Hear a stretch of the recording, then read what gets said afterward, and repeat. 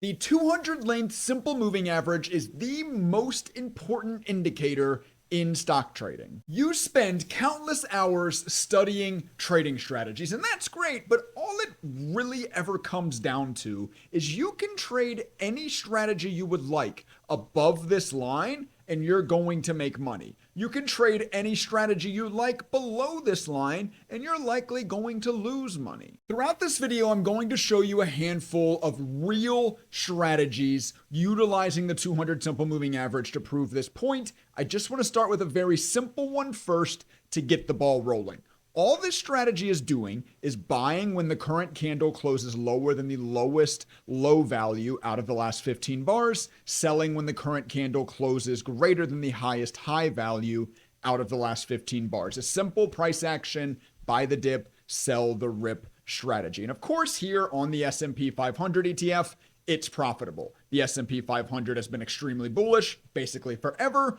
It's important you don't get stuck in that backtesting trap. A stock that I like to go look at is Ford, stock ticker symbol F. No hate to the company. It pays a great dividend. It's been a great investment for decades. But as far as trading goes, it's pretty lame because it's not a bullish ticker. It's pretty much gone sideways forever. So it's a great spot to take a look at the actual effectiveness of your strategies. And as you can see, building the strategy out in this way loses money on the Ford daily chart. We're going to add one more metric to the buy condition in this strategy. I am also going to require the current bar to close above the simple moving average set to the length equal of 200. If I now go ahead and hit apply on this strategy, watch the P&L curve change. We've all of a sudden gone from red to green. You'll notice now trades are only being entered when the stock is macro strong up above the 200 simple moving average. With the strategy set back to its default of being able to buy, even if we're below the 200 simple moving average, I want to take a look at the last 5 years of Tesla, as those have been the volatile years of this ticker when you would have been actually looking to trade this thing. Yeah, it's made a lot of money. It's done really well. But I have also now turned on my custom coded backtest labels that show you the statistics of the strategy running on the chart. And I believe the most important statistic is this max drawdown percentage. It is showing you the difference from the peak P&L to the lowest P&L that occurs after the peak. This will provide to you the best chance of a stock transferring from backtesting to live trading if this max drawdown percentage is lower. This is just like a random strategy I built. I don't expect it to be a good one. A max drawdown percentage of 55% would be way too high for me to consider taking this strategy to live trading. Now, I'm going to come back into my buy condition and I'm going to paste back in that condition where we're only allowed to buy if the candle closes above the 200 simple moving average. The total P&L does go up a little bit. It went up by $2,000, so it makes like 10% more money. Kind of like yay yippee, right? Like kind of who cares?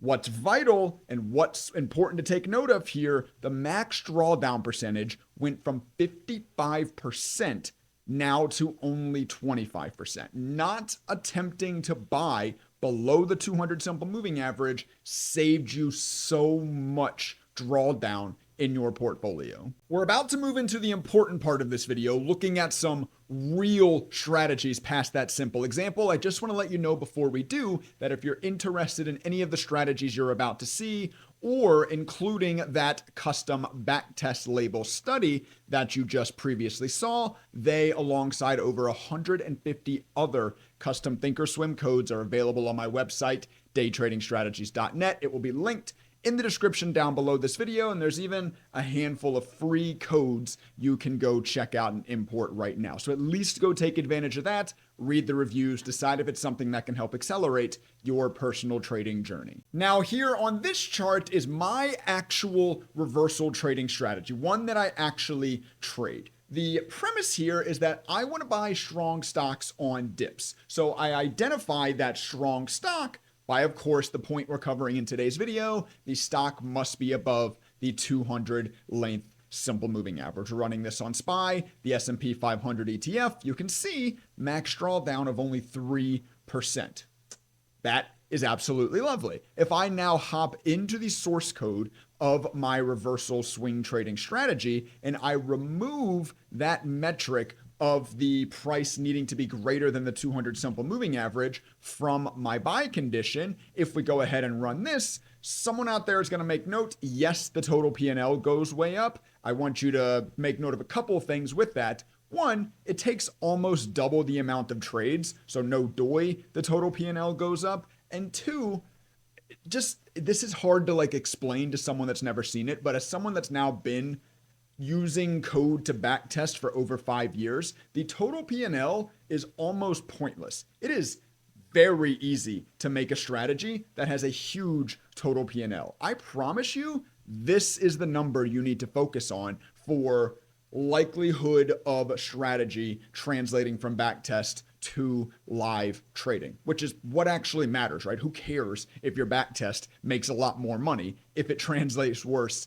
into real money trading? But anyway, notice now our max drawdown with being able to buy even below the 200 simple moving average, as you see here during the 2022 bear market, jumps all the way up from 3% up to 31%. Just quickly, just so I can make evidence of that first point, the average trade here, $473. If I come back into the source code and I add back in that only buy above the SMA condition, you will see the average trade is still $412. So it's pretty even on the actual P&L per trade. Anyway, just only trading above this 200 simple moving average makes that max drawdown number 90% lower. Here's another strategy that I have that makes use of two moving average lengths. The first, of course, being our 200 length simple moving average, still represented by that cyan line. This more purple pink colored line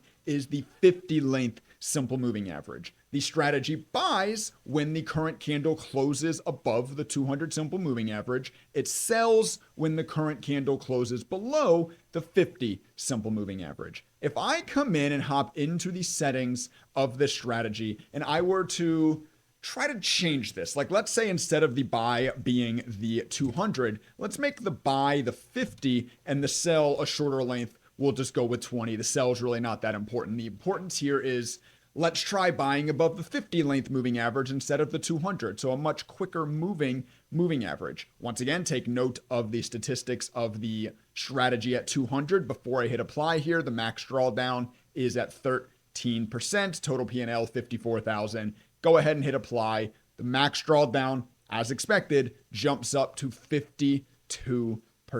The strategy just gets much, much worse. Even taking a lot more trades, the strategy gets worse when you try to shorten up that moving average once again from the 200 that we're talking about to something smaller like the 50. Final conclusion, trade above the 200 length simple moving average, you're going to have better results. Trade below it, you're going to have worse results. I hope you learned something in this video. If you did, please take the half second, hit the like button. If you would like to learn more from educational videos just like this one, make sure you subscribe to the channel. And once again, if you would like to get access to over 150 custom coded thinkorswim studies, strategies, even stock scanners, etc., check out the website daytradingstrategies.net, linked in the description down below. And also watch this video here if you would like to get some more immediate education from myself.